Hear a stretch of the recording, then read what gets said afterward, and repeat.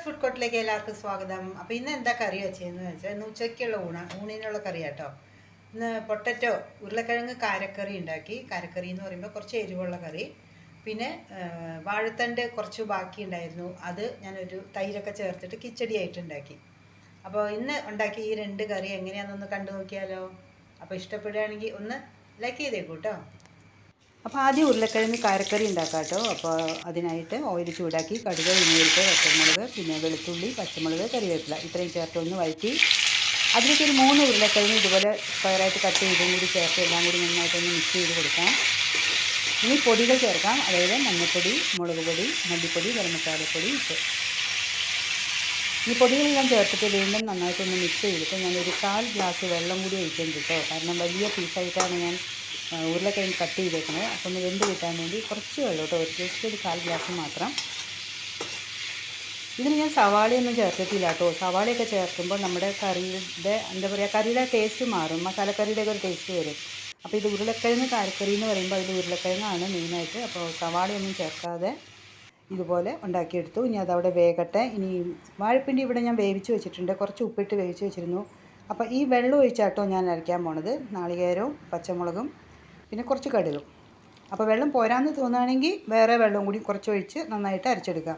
അപ്പോൾ വാഴപ്പിണ്ടി ഇങ്ങനെ ഇരിക്കുകയല്ലേ, ശരിക്കും വെന്തുടയൊന്നും ചെയ്യില്ലല്ലോ. അപ്പോൾ അത് കാരണം ആ അരപ്പിൻ്റെ കൂടെ കുറച്ച് ആ പിണ്ടിയും കൂടി ഒന്ന് ചേർത്തിട്ട് ഒന്ന് പതുക്കെ കേട്ടോ ഒന്ന് ജസ്റ്റ് ഒന്ന് ചതച്ചെടുക്കും. ഇനി അതൊരു പാത്രത്തിലേക്ക് മാറ്റി കുറച്ച് വെള്ളം, ഒരു 2 സ്പൂൺ വെള്ളവും കൂടി ഒഴിച്ച് വെച്ചു. അപ്പോഴേക്കും നമ്മുടെ കാരക്കറി റെഡിയായി കഴിഞ്ഞു. ഇവിടെ വെള്ളമൊക്കെ വറ്റിയിട്ടുണ്ട്.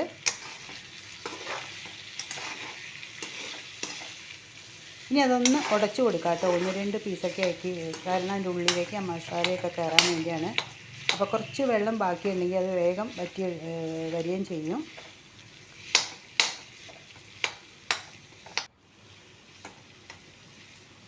ഇനി കുറച്ച് മല്ലിയിലയും കൂടി ഇട്ട് കഴിഞ്ഞാൽ നമ്മുടെ കറി റെഡിയായി കഴിഞ്ഞു.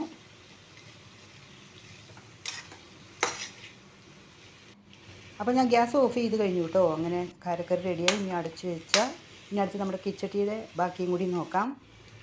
അപ്പോൾ കിച്ചടിയിൽ ഞാൻ കുറച്ച് ഉപ്പ് കുറവായത് കാരണം കുറച്ചുകൂടി ഉപ്പ് ചേർത്തു. പിന്നെ 1 കപ്പ് തൈരും കൂടി ഒഴിച്ച് എല്ലാം കൂടി നന്നായിട്ട് മിക്സ് ചെയ്തു. ഇനി കടുക് വറുത്ത് ചേർക്കാം. കടുക്, ഉഴുന്നുപരിപ്പ്, വറ്റൽമുളക് കേട്ടോ. പിന്നെ കുറച്ച് കറിവേപ്പിലയും കൂടി ഇട്ട് കഴിഞ്ഞാൽ നമ്മുടെ വാഴത്തണ്ട് കിച്ചടി റെഡിയായി കഴിഞ്ഞു. അപ്പോൾ ഇത് കുറച്ച് എരിവ് കുറഞ്ഞത് കൊണ്ടാണ് കേട്ടോ ഞാൻ ഉരുളക്കിഴങ്ങ് കുറച്ച് എരിവ് കൂട്ടി വെച്ചത്. അപ്പോൾ ഇനി ചോറുണ്ണാറാവുമ്പോൾ നമുക്ക് ഇതുപോലെ ഉരുളക്കിഴങ്ങും പിന്നെ വാഴത്തണ്ട് കിച്ചടിയും കൂടി ചേർത്ത് ചോറുണ്ണാം അല്ലേ. അപ്പോൾ വീഡിയോ ഇഷ്ടമാണെങ്കിൽ ഒന്ന് ലൈക്ക് ചെയ്തേക്കൂ. നാളെ വീണ്ടും കാണാം. നാളെ വേറൊരു വീഡിയോ ഇട്ട് വരാം കേട്ടോ.